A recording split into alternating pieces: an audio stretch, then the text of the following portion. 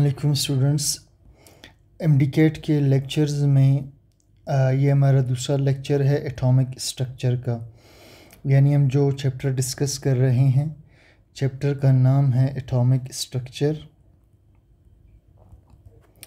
Chapter का नाम है जी एटॉमिक स्ट्रक्चर, और ये हमारा लेक्चर नंबर 2 होने वाला है। लेक्चर 1 हम इससे पहले डिस्कस कर चुके हैं।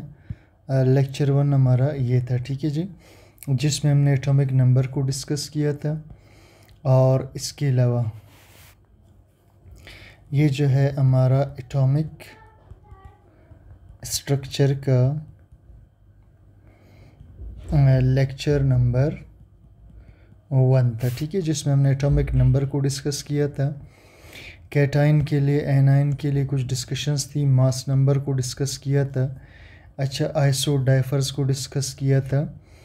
तो आज हम स्टार्ट कर रहे हैं अपना एटॉमिक स्ट्रक्चर का लेक्चर नंबर 2, और इस लेक्चर 2 में हम डिस्कवरी ऑफ इलेक्ट्रॉन को पढ़ेंगे। अच्छा जी, इस टॉपिक को डिस्कवरी ऑफ इलेक्ट्रॉन भी कहते हैं, इसे डिस्कवरी ऑफ कैथोड रेज भी कहते हैं, या इसे डिस्कवरी ऑफ नेगेटिव रेज भी कहते हैं, ठीक, नेगेटिव रेज भी कहते हैं, ठीक है जी। अच्छा स्टूडेंट्स, इसमें एक बात आपको बताता चलूँ, अगर ये एक इलेक्ट्रॉन हो, ठीक है जी, और ये ट्रेवल कर रहा हो, तो हम कहेंगे कि जी इलेक्ट्रॉन ट्रेवल कर रहा है या एक पार्टिकल ट्रेवल कर रहा है, निगेटिवली चार्ज पार्टिकल ट्रेवल कर रहा है। लेकिन अगर बहुत सारे इलेक्ट्रॉन्स एक साथ ट्रेवल कर रहे हों, तो फिर हम कहेंगे जी कैथोड रेज ट्रेवल कर रहे हैं। तो एक पार्टिकल को इलेक्ट्रॉन बोलेंगे, और बहुत सारे इलेक्ट्रॉन्स जब एक साथ ट्रेवल कर रहे हों, तो फिर हम इसको बोलेंगे कैथोड रेज। अच्छा, थोड़ा इसके कॉन्सेप्ट को पहले डिस्कस करते हैं जनाब, उसके बाद हम इसको पढ़ेंगे। अच्छा, इसके लिए सबसे पहले हमें लेना पड़ेगा एक शीशे का ट्यूब, जिसको हम कहते हैं डिस्चार्ज्ड ट्यूब, ठीक है जी। एक शीशे का ट्यूब लेते हैं जिसको कहते हैं डिस्चार्ज्ड ट्यूब।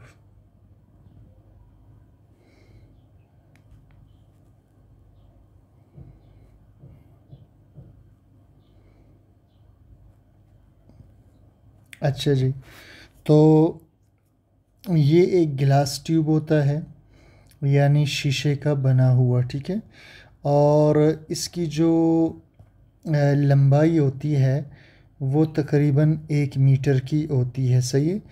थिक वॉल्ड गिलास ट्यूब, थिक वॉल्ड गिलास ट्यूब, मोटी दीवारों वाला शीशे का एक ट्यूब होता है। इसे पहली दफ़ा जो है क्रुक्स ने बनाया था, ठीक है, विलियम क्रुक्स एक साइंटिस्ट था, इसने इसे बनाया था, इसलिए इसको बाज़ बुक्स वाले क्रुक्स ट्यूब भी कहते हैं। ये बात भी याद रखिएगा, बाज़ बुक्स इसको क्रुक्स ट्यूब भी कहते हैं। अच्छा, इसे डिस्चार्ज ट्यूब भी कहा जाता है, गिलास ट्यूब भी कहा जाता है। अब इसमें स्टूडेंट्स इस ट्यूब के अंदर 2 इलेक्ट्रोड्स रहते हैं, ये, ठीक है, एक इलेक्ट्रोड हुआ और ये इसका दूसरा इलेक्ट्रोड हुआ, ठीक है। अच्छा, इलेक्ट्रोड क्या होता है जी? इलेक्ट्रोड जो है ये इलेक्ट्रोड जो है ये कोई कंडक्टर होता है, ठीक है जी। इसे हम कहेंगे इलेक्ट्रोड, ये वाला जो है इलेक्ट्रोड है, ठीक है, इलेक्ट्रोड। अच्छा, इलेक्ट्रोड की एक डेफिनेशन तो मैं ये करूँगा कि इलेक्ट्रोड वो जगह है, इलेक्ट्रोड वो जगह है, वो प्लेस है जहाँ से इलेक्ट्रॉन दाखिल या ख़ारिज होते हैं, यानी इनके थ्रू इलेक्ट्रॉन या तो अंदर आएंगे या इनके थ्रू इलेक्ट्रॉन्स बाहर जाएंगे, ठीक है जी। अच्छा, इसका एक और अंदाज में भी हम कह सकते हैं कि इलेक्ट्रोड वो जगह है जहाँ पर या तो ऑक्सीडेशन होगा, या तो ऑक्सीडेशन होगा, या रिडक्शन होगा या रिडक्शन होगा। ठीक है, ऑक्सीडेशन का मतलब क्या है, इलेक्ट्रॉन का निकलना, और रिडक्शन का मतलब क्या है, इलेक्ट्रॉन का दाखिल होना। सही है जी। तो इलेक्ट्रोड्स जो है आम तौर पर किसी मेटल से बने होते हैं। ठीक है, आम तौर पर, लाजमी नहीं है वैसे मेटल हो। ठीक है, ये मैं वैसे ही कह रहा हूँ कि आम तौर पर मेटल से बने हुए होते हैं। ठीक है, अच्छा, कॉपर के बने हो सकते हैं, सिल्वर के बने हो सकते हैं, आयरन के बने हो सकते हैं, गोल्ड के बने हो सकते हैं, किसी भी चीज़ के बने हुए हो सकते हैं। ठीक है, कार्बन के बने हुए हो सकते हैं, नॉन मेटल है कार्बन, तो ये किसी भी चीज़ के बने हुए हो सकते हैं। ठीक है, इलेक्ट्रोड्स। अच्छा जनाब, तो एक इलेक्ट्रोड हम यहाँ पर लेते हैं और एक इलेक्ट्रोड यहाँ पर। एक बात स्टूडेंट्स याद रखिएगा कि इन्हें हम इलेक्ट्रोड्स कहेंगे। ठीक है, इन्हें कैथोड और एनोड तब तक नहीं कहेंगे जब तक ये करंट के सोर्स के साथ जुड़े हुए ना हों। जब ये करंट के सोर्स के साथ जुड़ जाएंगे तो फिर हम इनका नाम या तो इलेक्ट्रोड रख लेंगे या इनका नाम इनका नाम या तो कैथोड रख लेंगे या हम इनका नाम एनोड रख लेंगे। अच्छा, उसके बाद हम क्या करते हैं जनाब, इस दोनों इलेक्ट्रोड्स को, ठीक है, बिजली की तार के ज़रिए से, फ़र्ज़ मैंने इधर बिजली का तार जोड़ा और इस तार को मैं बाहर ले गया। ठीक है जी, बाहर ले जा कर के इस तार को मैं जोड़ूंगा किसी एक्सटर्नल सोर्स के साथ बिजली के। इसे भी यहाँ पर ले आते हैं। अच्छा, यहाँ पर हम एक वोल्टेज सोर्स लगाएंगे, यहाँ पर हम एक वोल्टेज सोर्स लगाएंगे जहाँ से बिजली दिया जाएगा। अच्छा स्टूडेंट्स, एक बात याद रखिएगा कि ये जो चीज़ है इसे हम कहेंगे वोल्टेज सोर्स। ठीक है, इसे हम क्या कहेंगे, वोल्टेज सोर्स। इसे बैटरी आप नहीं कहेंगे। ठीक है, आज तक जो मैं 2025 की बात कर रहा हूँ, ठीक है, तो 2025 तक जो बैटरियाँ बनी हैं वो मैंने जो सुना है वो 72 वोल्ट की बनी हैं, जो कि इलेक्ट्रिक बाइक्स के अंदर यूज़ होती हैं, इलेक्ट्रिक बाइक्स में, ईवी बाइक्स के अंदर। तो ऐसा कोई बैटरी नहीं बना है जो 5000 से 10,000 वोल्ट देता हो। और ये जो हमारा वोल्टेज सोर्स है ये बहुत ज़्यादा करंट आउटपुट देता है। ठीक है जी, मिसाल के तौर पर अगर ये हम जो इलेक्ट्रॉन की डिस्कवरी में जो हम वोल्टेज सोर्स यूज़ करते हैं, वोल्टेज का मतलब होता है करंट और सोर्स का मतलब है ज़रिया। तो यहाँ जो हम वोल्टेज सोर्स यूज़ करते हैं ये 5000 वोल्ट से लेकर के 10,000 वोल्ट करंट प्रोड्यूस करता है। अच्छा, 10,000 वोल्ट करंट का कोई बैटरी नहीं होता, ये वोल्टेज सोर्स होता है। ये कोई वाबड़ा से आने वाली बिजली का सोर्स भी हो सकता है, या ये कोई स्टेप अप ट्रांसफार्मर हो सकता है। स्टेप अप ट्रांसफार्मर ऐसे ट्रांसफार्मर्स को कहते हैं जो कम करंट को ज़्यादा करंट में तब्दील कर देते हैं। स्टूडेंट्स, एक और बात याद रखिएगा, ये जो वोल्टेज सोर्स है ये वेरिएबल है। वेरिएबल का मतलब है इसमें जो करंट, इसका जो करंट है वो बदलता रहता है। ठीक है जी, इसे हम बदल सकते हैं। अच्छा, कैसे बदल सकते हैं, अक्सर आप लोगों ने देखा होगा कि हमारे घरों में जो पंखे लगे होते हैं, ठीक है, हमारे घरों में जो फैन्स लगे होते हैं उसके लिए एक रेगुलेटर बटन के साथ लगा हुआ होता है। अच्छा, वो गोल सा रेगुलेटर होता है। अच्छा, इस रेगुलेटर को घुमाने पर हम पंखे के जो घूमने की रफ्तार इसे तेज़ या कम कर सकते हैं। तो बिल्कुल इसी कॉन्सेप्ट पर यहाँ जो वोल्टेज है इसे हम किसी नॉब के ज़रिए से, किसी रेगुलेटर के ज़रिए से कम या ज़्यादा कर सकते हैं। तो ये जो वोल्टेज सोर्स है, अब इसमें दो टर्मिनल्स होंगे। टर्मिनल का मतलब है इसके किनारे, एक इसका जो है पॉजिटिव टर्मिनल होता है और एक इसका नेगेटिव टर्मिनल होता है। अब स्टूडेंट्स, ये जो नेगेटिव टर्मिनल है इस तरफ असल में इलेक्ट्रॉन की बहुत ज़्यादा कसरत होती है, यानी इस तरफ बहुत ज़्यादा इलेक्ट्रॉन्स होते हैं। ये इलेक्ट्रॉन रिच एंड होता है। ठीक है जी, और जो पॉजिटिव टर्मिनल है इसका मतलब ये है कि यहाँ पे इलेक्ट्रॉन्स की शदीद कमी है, तो इसको हम कहेंगे इलेक्ट्रॉन डेफिशिएंट एंड, ठीक है जी, या टर्मिनल, इलेक्ट्रॉन डेफिशिएंट एंड या टर्मिनल, और ये इलेक्ट्रॉन रिच एंड या टर्मिनल। अच्छा जी, अब इस दोनों को हम जोड़ देंगे बिजली के सोर्स के साथ। मैं इसको पॉजिटिव के साथ जोड़ देता हूँ और इसको मैं जोड़ देता हूँ नेगेटिव के साथ। अच्छा, जैसे ही मैं इसको नेगेटिव के साथ जोड़ूंगा तब इसका वोल्टेज सोर्स को इस इलेक्ट्रोड के नेगेटिव तार के साथ, तो इलेक्ट्रॉन चूँकि यहाँ बहुत ही ज़्यादा मिकदार में थे तो इलेक्ट्रॉन यहाँ से फ्लो करके बाहर जाना शुरू कर देंगे, इस तार के ज़रिए से सफ़र करेंगे और ये इलेक्ट्रॉन्स इंटर हो जाएंगे इस इलेक्ट्रोड में, और इस इलेक्ट्रोड पर इलेक्ट्रॉन की वजह से नेगेटिव चार्जेस आना शुरू हो जाएंगे, नेगेटिव चार्जेस की कसरत इस पर स्टार्ट हो जाएगी। और जब किसी इलेक्ट्रोड पे नेगेटिव चार्ज आ जाए, जब किसी इलेक्ट्रोड पे नेगेटिव चार्ज आ जाए तो ऐसे इलेक्ट्रोड को हम कैथोड कहते हैं। अच्छा, कैथोड का मतलब क्या है स्टूडेंट्स? यहाँ पर देखिए जी, ये दो लफ्ज़ों से निकला है, ठीक है जी। इधर देखिए, एक केथ और एक ओड। केथ का मतलब है कैट आइन और ओड का मतलब है सिरा। इट अट्रैक्ट्स कैट आइंस, यानी ये एक ऐसा सिरा होता है जो कैट आइंस को यानी पॉजिटिव आइंस को अपनी जानिब खींचता है, और जो एन आइन है वो जो है एनोड, दूसरा इसमें है एनोड, ठीक है जी। वो मैं अभी बताता हूँ आपको। तो कैथोड तक बात हो गई है। अच्छा, ये जो इलेक्ट्रॉन डेफिशिएंट सेंटर है ये इलेक्ट्रॉन्स को खींचेगा, ठीक है। ये तार में से इलेक्ट्रॉन खींचेगा और तार फिर क्या करेगा जी, तार जो है इस पीछे तार से इलेक्ट्रॉन खींचेगा। आप कहेंगे सर तार में इलेक्ट्रॉन कहाँ से आ गए? तो ये सारा तार एटमों से बना हुआ है। उन एटमों के जो वैलेंस इलेक्ट्रॉन्स है वो वोल्टेज सोर्स की तरफ खिंच जाएंगे, ठीक है। और फिर ये जो वायर है एक्सटर्नल, ये जो वायर है, ठीक है, ये क्या करेगा, ये इलेक्ट्रॉन यहाँ से इस मेटल में से खींचेगा। जो मेटल के एटम्स होंगे उनके आखिरी शेल के लूज़ इलेक्ट्रॉन्स निकलना शुरू करेंगे, और जैसे जैसे इलेक्ट्रॉन्स निकलते जाएंगे यहाँ प्लस चार्ज बढ़ता जाएगा। तो ऐसा इलेक्ट्रोड जिस पर पॉजिटिव चार्ज हो उसको हम एनोड कहते हैं, ठीक है जी। अब देखो, एनोड भी दो लफ्ज़ों से निकला हुआ है, ठीक है। एक है एन और एक है ओड। तो एन से मुराद क्या है? एन आइन।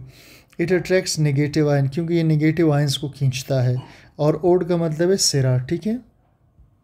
अच्छा, तो इलेक्ट्रोड्स हो गए, ग्लास ट्यूब हो गया, वोल्टेज सोर्स हो गया।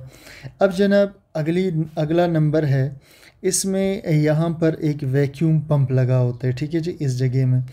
अच्छा, वैक्यूम पंप क्या चीज़ है? वैक्यूम पंप का मतलब है खला बनाने वाला पंप, खला पैदा करने वाला पंप। अच्छा, यहाँ पर जो है एक वैक्यूम पंप लगा होता है, ठीक है जी। आपने देखा होगा हमारे फ्रिज में कंप्रेसर लगा होता है, ठीक है जी। बिल्कुल ऐसी कंप्रेसर जैसी कोई चीज़ होगी, और इसका काम क्या होगा? इसका काम ये है कि इसके अंदर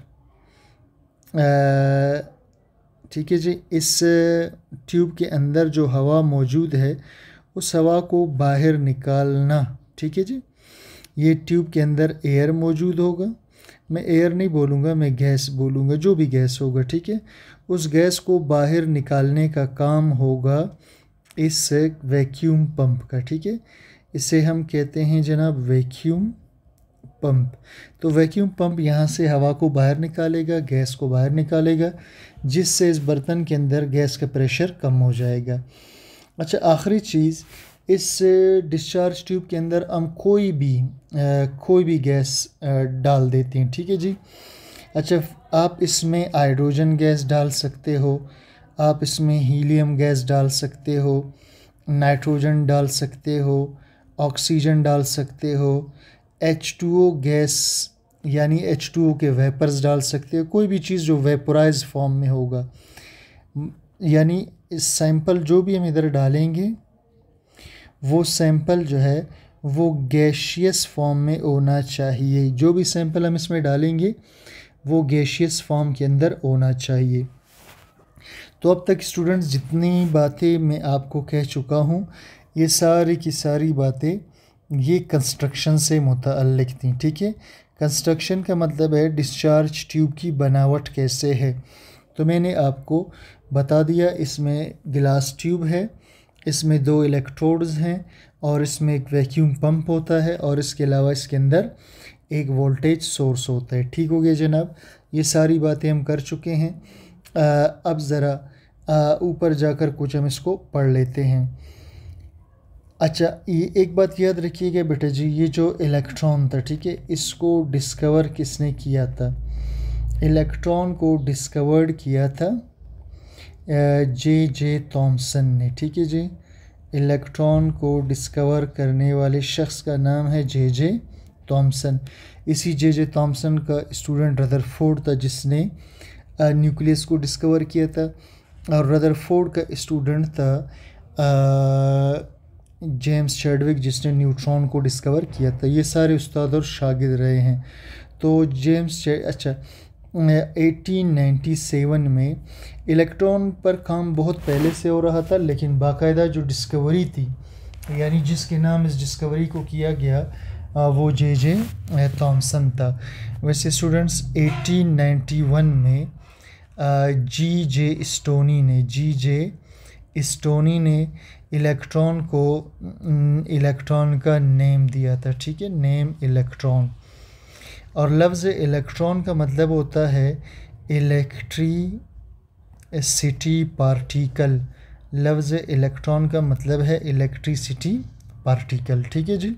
ये लफ्ज़ इलेक्ट्रॉन का मतलब है इलेक्ट्रिसिटी पार्टिकल, यानी बिजली ले जाने वाला ज़र्रा।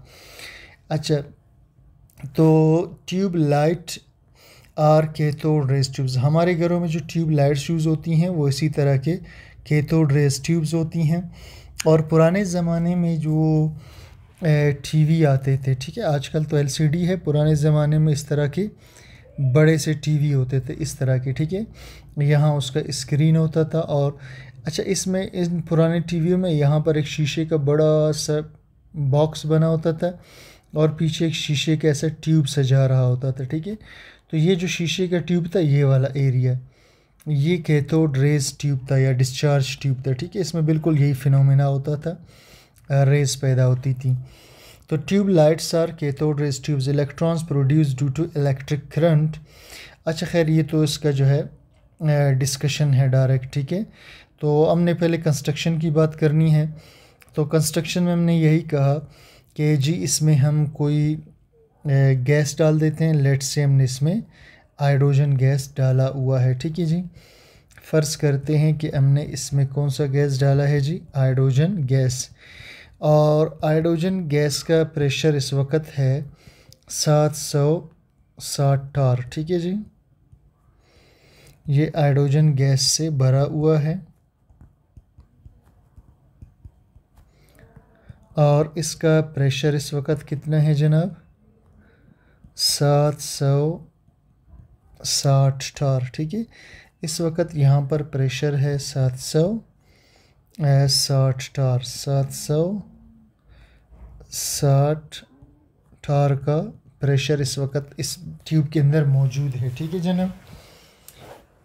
अच्छा जी, अब होगा क्या जनाब, जब हम इसमें से बिजली गुजारेंगे, यहाँ नेगेटिव चार्ज भी प्रोड्यूस होगा, यहाँ पॉजिटिव चार्ज भी प्रोड्यूस होगा, लेकिन करंट कोई फ़्लो वगैरह नहीं करेगा। उसकी वजह यह है कि यहाँ से अगर कोई इलेक्ट्रॉन बाहर आने की कोशिश भी करे तो बाहर जो हाइड्रोजन के मालिक्यूल्स हैं या गैस का जो प्रेशर है वो इसको बाहर नहीं आने देगा।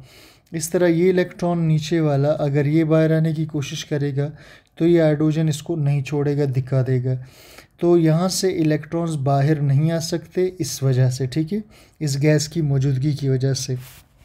तो हम क्या करेंगे, इसका हल ये निकालेंगे कि वैक्यूम पंप के ज़रिए से हम गैस की कुछ मिकदार को बाहर निकाल देंगे, प्रेशर को यानी कम कर देंगे। तो इसमें पहले जो प्रेशर 760 टार था उसे हम कम कर देंगे और उस प्रेशर को लेकर हम आएंगे ज़ीरो, यानी मुसलसल स्लो कम करते जाएंगे। तो एक टाइम आएगा जब 0.01 टार पर प्रेशर पहुंचेगा तो अचानक इस ट्यूब के अंदर एक रोशनी पैदा हो जाएगी, ठीक है, इसमें एक चमक पैदा हो जाएगी। और चमक क्यों पैदा होगी उसकी वजह मैं आपको बताऊंगा अभी, ठीक है जी। तो ट्यूब, अच्छा जी, electrons produced due to electric current and strike on the walls of tube light so produce glow. अब देखिए जनाब, इलेक्ट्रॉन्स यहाँ से कैथोड में से इलेक्ट्रॉन्स निकलेंगे और पहले तो गैस की मिकदार चूँकि इधर बहुत ज़्यादा है तो इलेक्ट्रॉन्स पास नहीं हो सकते, आगे सफ़र नहीं कर सकते। अच्छा, हम क्या करेंगे जी, अगले स्टेप में पहले जब प्रेशर 760 टार था और वोल्टेज हमने 5 से 10,000 दिया लेकिन करंट बह नहीं सका, उसकी वजह ये थी कि आप देख सकते हैं गैस के मालिक्यूल बहुत ज़्यादा, क्राउडिंग ऑफ मालिक्यूल्स बहुत, और रश है, क्राउडिंग रश है मालिक्यूल्स का। Due to crowding of gas molecules electrons can not flow. अब इलेक्ट्रॉन्स जहाँ फ्लो नहीं कर सकते तो हम क्या करेंगे जी, प्रेशर को कम करेंगे, 0.1 टार पे ले आएंगे इसको। अच्छा, यहाँ मैंने कहा 0.01 टार्स, ये मुझसे ज़रा गलती हो गई, पहले हम इसको 0.1 टार पे ले आएंगे, ठीक है। सेकंड केस के अंदर प्रेशर को 0.1 टार पे ले आएंगे और वोल्टेज वही 5 से 10,000 अप्लाई करेंगे तो मुसलसल चमक पैदा होगी, जैसे आपको यहाँ नज़र आ रहा है इस तरह से एक रोशनी पैदा होगी। अच्छा, इस रोशनी के पैदा होने का रीज़न क्या है, उसकी वजह यह है कि इसमें हाइड्रोजन के एटम्स मौजूद थे, मॉलिक्यूल्स थे लेकिन हम इसे फ़िलहाल एटम कंसीडर कर रहे हैं, ठीक है। और हम जानते हैं कि हाइड्रोजन में एक प्रोटॉन होता है और एक ही इसके अंदर इलेक्ट्रॉन होता है, ठीक है जी। अच्छा, ये कैथोड में से, ट्यूब के अंदर की मैं बात कर रहा हूँ, सही, कैथोड में से इलेक्ट्रॉन्स निकलेंगे और इलेक्ट्रॉन निकलने के बाद इन एटमों को हिट करेंगे। अच्छा, ये मुसलसल इन एटमों को जब हिट करते रहेंगे इलेक्ट्रॉन्स तो ये जो हाइड्रोजन का एटम है ये गर्म हो जाएगा, ठीक है, मॉलिक्यूल्स गर्म हो जाएंगे, एटम्स गर्म हो जाएंगे, जिसकी वजह से इनके इलेक्ट्रॉन एक्साइटेड हो जाएंगे। एक्साइटेड होकर इसके इलेक्ट्रॉन ऊपर के शेल में जाकर घूमना शुरू कर देंगे, यहाँ से चले गए ऊपर, ठीक है, एक्साइटेड हो गए।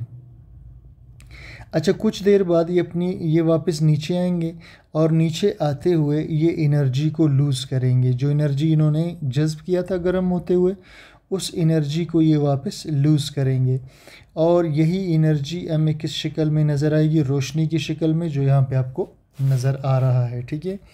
अच्छा, हम क्या करते हैं जनाब, हम प्रेशर को मज़ीद कम करेंगे, इसको 0.01 टार पे लाएंगे, वोल्टेज वही रखेंगे तो कैथोड रेज आर प्रोड्यूस्ड। अब क्या होगा जनाब, यहाँ से बाकायदा रेज़ निकलेंगे जो कि इलेक्ट्रॉन्स होंगे, यहाँ से बाकायदा रेज़ निकलेंगे जो इस तरफ सफ़र कर रहे होंगे, ठीक है, ऐसे। अच्छा, आपने दूसरे मुखालिफ आने वालों को नहीं देखना, इसको हम नेक्स्ट टॉपिक में डिस्कस करेंगे कि ये कौन से रेज़ हैं जो इस तरफ आ रहे हैं, ठीक है, ये हमारा नेक्स्ट टॉपिक होने वाला है। तो ये जो रेज़ यहाँ से जा रहे हैं ये कैथोड रेज़ कहलाते हैं। अच्छा, कैथोड रेज़ की पेनिट्रेशन पावर यानी घुसने की सलाहियत, ठीक है जी, इनकी पेनिट्रेशन पावर बहुत ज़्यादा होती है, ठीक है। तो ये इसके कैथोड के, इसके एनोड के सुराखों से, छोटे छोटे सुराखों से निकल जाएंगे और यहाँ बैक साइड पे जा कर के टकराएंगे। आप कहोगे कि सर ये एनोड के अंदर सुराख कहाँ से आ गए, तो बेटा जी याद रखो कि जो भी मेटल होगा, ठीक है, हर मेटल के अंदर मैक्सिमम 74% एरिया जो है एटम्स ने पकड़ा होता है, ठीक है, एटम्स ऑक्यूपाई इतना परसेंट, और तकरीबन जो है 24% या 25% उसमें एम्प्टी स्पेसेस होती हैं, यानी ये एटम्स हैं मेटल के, फ़र्ज़ करें, ठीक है जी, तो इनके दरमियान ये एम्प्टी स्पेस इनके अंदर लाजमी रहता है। तो ये इलेक्ट्रॉन्स वहाँ से निकल जाते हैं और पीछे जाकर शीशे की दीवार से टकराते हैं। अगर इधर शीशे की दीवार होगी तो शीशे की दीवार पर ग्रीनिश फ्लोरेसेंस पैदा करेंगे, ठीक है। अच्छा, फ्लोरेसेंस जो है और चीज़ है, ग्लो और चीज़ है। यहाँ जो हमने कहा था ग्लो पैदा होगा, ठीक है, तो ग्लो का मतलब होता है मुसलसल चमक, और फ्लोरेसेंस मुसलसल चमक को नहीं कहते, ये ऐसे जैसे बिजली चमकती हो, रोशनी अचानक होगी फिर बंद, फिर होगी फिर बंद, इसको फ्लोरेसेंस कहते हैं, ठीक है जी।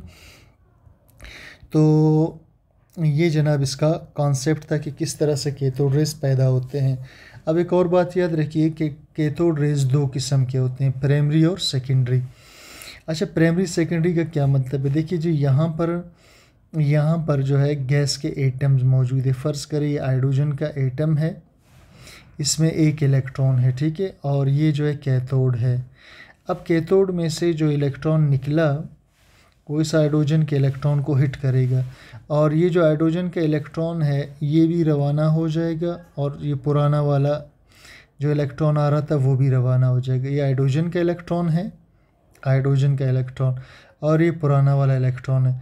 तो इस पुराने वाले इलेक्ट्रॉन को हम कहेंगे प्राइमरी इलेक्ट्रॉन, और ये जो हाइड्रोजन एटम से यानी गैस एटम से जो इलेक्ट्रॉन निकला है इसको हम कहेंगे सेकेंडरी इलेक्ट्रॉन, ठीक है। तो primary cathode rays are produced by bombardment of electrons on gas.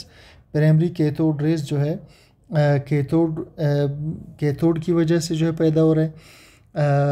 Primary cathode raise पैदा होते हैं बम्बार्डमेंट ऑफ इलेक्ट्रॉन्स की गैस पर, यानी कैथोड में से जो रेज निकल रहे हैं और बमबारी कर रहे हैं, ये प्राइमरी कैथोड रेज है। Secondary cathode rays are produced due to splitting of atoms, और जब ये हाइड्रोजन के एटम्स टूट जाएंगे, मालिक्यूल्स अलग हो जाएंगे, एटमों से इलेक्ट्रॉन निकलेंगे, तो ये सेकेंडरी जो है कैथोड रेज प्रोड्यूस करेंगे, ठीक है।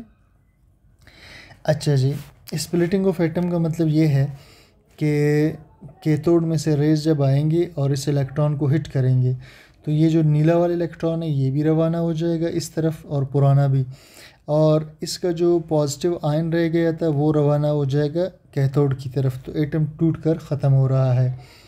अच्छा, हर एटम ख़त्म नहीं होता, कुछ आयंस बन जाते हैं, हाइड्रोजन ख़त्म होता है। शुरू में गैस एटम ज़्यादा थे और एनोड तमाम एटमों के इलेक्ट्रॉन्स को खींचने की कोशिश कर रहा था, तो एनोड की कशिश सब पर तकसीम हो रही थी।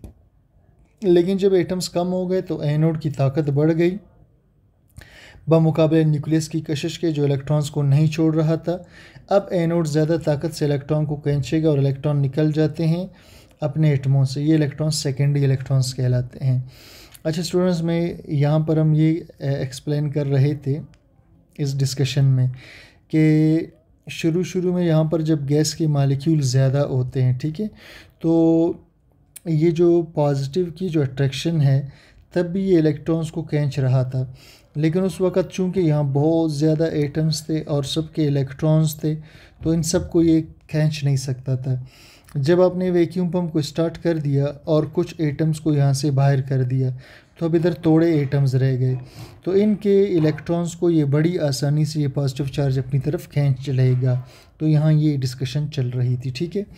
अच्छा स्टूडेंट्स, हमारा लेक्चर काफ़ी लंबा हो चुका है, तो प्रॉपर्टीज़ ऑफ कैथोड रेज को हम नेक्स्ट लेक्चर में कवर करने की कोशिश करेंगे। तो उम्मीद करता हूँ कि आपको समझ में आ गया होगा। अच्छा, यहाँ पर एक बात सिर्फ आपको एक्सप्लेन करूँ, यहाँ पर exact voltage required for cathode rays production depends upon length of discharge tube. अच्छा, वोल्टेज जो चाहिए वो डिपेंड करता है किस चीज़ पर? लेंथ पे डिपेंड करता है, यानी एक डिस्चार्ज ट्यूब छोटा है और एक डिस्चार्ज ट्यूब आप लंबा यूज़ कर रहे हैं, तो यहाँ वोल्टेज आपको ज़्यादा देना पड़ेगा और यहाँ वोल्टेज आपको कम देना पड़ेगा।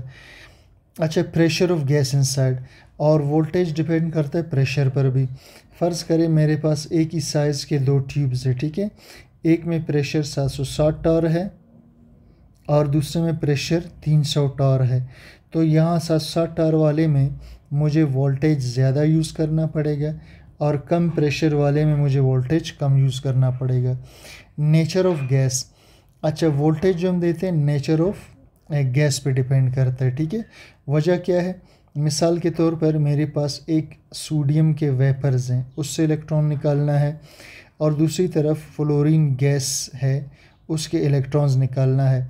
अब यहाँ से इलेक्ट्रॉन निकालना मुश्किल है और यहाँ से इलेक्ट्रॉन को निकालना आसान है। तो अगर ट्यूब के अंदर फ्लोरीन होगा तो उसके लिए मुझे बहुत ज़्यादा वोल्टेज देना पड़ेगा क्योंकि इसके इलेक्ट्रॉन को निकालना मुश्किल है, और अगर ट्यूब के अंदर सोडियम वेपर्स होंगे तो मुझे यहाँ पर कम वोल्टेज देना पड़ेगा क्योंकि इलेक्ट्रॉन आसानी से निकलेगा। Higher the ionization energy of gas, higher voltage की रिक्वायर्ड होगी, ठीक है जी। तो यहाँ पर हम इसको रोक लेते हैं।